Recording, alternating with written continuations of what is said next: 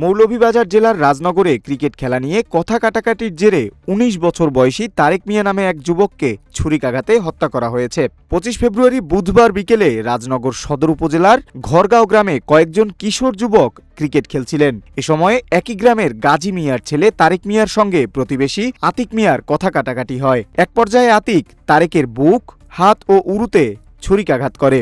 গুরুতর আহত অবস্থায় স্থানীয়রা তাকে মৌলভীবাজার সদর হাসপাতালে নিয়ে গেলে চিকিৎসক মৃত ঘোষণা করেন। ঘটনার সত্যতা নিশ্চিত করে রাজনগর থানার তদন্ত ওসি সুমন চন্দ্র সরকার বলেন, ছুরিকাঘাতের খবর পেয়ে পুলিশ ঘটনাস্থলে গেছে। মরদেহ সদর হাসপাতালে রয়েছে। নিহতের স্বজনরা অভিযোগ দিলে আইনানুগ ব্যবস্থা নেওয়া হবে। তারপরে আমরা নামাজ পড়ে আসছি, তো শুনতে পাচ্ছি যে ফোন দিয়ে বলতেছে ওরা মারা গেছে। আমরা তো চাই এরকম আমাদের এই যে এরকম একটু সাহস বেড়ে গেল গ্রামের ভিতরে, আমাদের এলাকার ভিতরে আমাদের ভাই আর একটা মানে আমাদের সাথে সমবয়সী ভাই জানে মেরে ফেলছে। এটা কি কোনো কথা?